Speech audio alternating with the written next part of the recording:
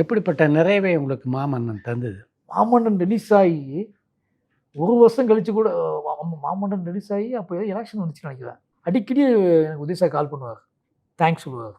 ம். சார் ரொம்ப thank you sir அந்த அது படம். அவர் கரியர்ல ரொம்ப முக்கியமான படம். எனக்கு ரொம்ப ஆச்சரியமா இருக்கும். படம் ரிலீஸ் ஆகி கிட்டத்தட்ட 7 மாதம் 8 மாதம் ஆயிடுச்சு. அதுக்கப்புறம் திடீர்னு கால் பண்ணுவார். சார் என்ன பண்ணுறீங்க அப்படிங்கும்போது, ரொம்ப தேங்க்யூ சார் மாமன்னன். திடீர்னு என்ன சார் என்னாச்சு திடீர்னு போடுறீங்கன்னு, இப்போ இல்லை இப்போ காரில் ட்ராவல் பண்ணிட்டு இருந்தேன், மாமன்னன் பார்த்துட்டே போனேன், உங்கள் ஞாபகம் வந்துச்சு கால் பண்ணேன் அப்படிம்பாரு. பிரியம் கூடிக்கிட்டே போச்சு அவருக்கு என் மேலே. பயங்கரமான ஒரு பிரியம் கூடிக்கிட்டே போச்சு.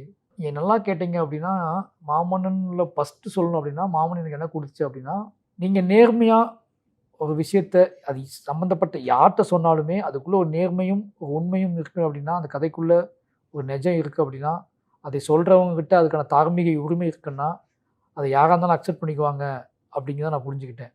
மாமன்னா எப்படி வேணால் மாற்றிக்க முடியும். கரெக்டு தான். ஆனால் ஒரு இன்ச்சு ஒரு இது விஷயம் கூட எனக்காக அவர் வந்து அப்படியே பார்த்துட்டே இருப்பார். எல்லா விஷயத்தையும் பார்த்துட்டு இருப்பார். சிஎம் சீக்வன்ஸ் எடுத்துகிட்டு இருப்பேன். அதில் எல்லா ரெஃபரன்ஸுக்குமே வந்து அவர் பார்த்துட்டே இருப்பார். என்னென்ன ரெஃபரன்ஸ் வைக்கிறான்னு பார்த்துட்டே இருப்பார். அது ஏன் வச்சுருக்கீங்கன்னு ஒரு நாள் கேட்டது கிடையாது. எக்ஸ்ட்ராவாக கிடச்சது உதய் சாரோட நட்பு. இன்றைக்கி வரைக்கும் ஒரு நல்ல ஒரு பிரியமான ஒரு மனிதராக என்னை தொடர்ந்து பார்த்துக்கிட்டு இருக்கிறதுல ஒரு முக்கியமான விஷயம் மாமன்னன். அதில் மாமன்னனை தொடர்ந்து வாழையை நீங்கள் ஆரம்பிக்க திரும்பவும் ராம் தான் காரணமா? ஆமாம். மாமன்னன் முடிச்சுட்டு நான் வர்றேன். வந்த உடனே அவர்கிட்ட ஒன்று சொன்னேன் ராம் சார்கிட்ட. ஏன்னா எப்படா ரிலீஸ் அப்படின்னு கேட்டார். சார் கழகத்தலைவன் ஒரு படம் முடிச்சிருக்காராம். அந்த படம் ரிலீஸ் ஆனதுக்கப்புறம் மாமன்னன் கடைசி படமாக இருக்குன்னு சொல்கிறாரு. அதனால ஒரு 7 மாதம் வெயிட் பண்ண சொல்கிறாரு. அதுக்கப்புறம் ரிலீஸ் பண்ணிக்கலாம்னு சொல்கிறாரு. ஒரு 7 மாதம் என்ன பண்ண போகிறேன் அப்படின்னு, வாழை பண்ணி வேண்டியதானே அப்படின்னாரு.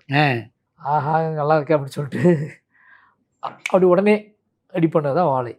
அப்போ அந்த மீட்டிங்லேயே ஒரு நாள் ஹாட் ஸ்டார்ட்டு பேசியிருக்கும் போது, நான் ஒரு குட்டியாக படம் பண்ண ஆசைப்பட்றேன்னு டக்குன்னு வாழைய ஆரம்பிச்சிட்டேன்.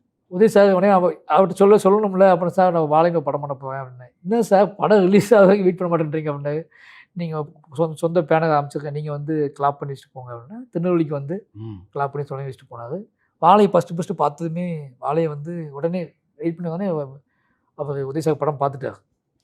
மாமன்னையும் பார்க்குறாரு, வாழையும் பார்க்குறாரு ரிலீஸ் ஆகிறதுக்கு முன்னாடியே. ஏன்னா மாமன் ரிலீஸ் ஆகும்போது நான் வாழையை ரெடி பண்ணி வச்சுட்டேன். ஒருவேளை ராம் சார் சொல்லலாம், நான் சரி வெயிட் பண்ணுவோமேன்னு சொல்லிட்டு வெயிட் பண்ணியிருப்பேன். வாழை பண்ணியிருக்க மாட்டேன். வாழை பிரத்யேகமாக ஒரு டைம் எடுத்து பண்ணியிருப்பேன். அவ்வளோ சீக்கிரமாக டக்கு டக்கு டக்குன்னு பண்ணி காரணம் ராம் சார்.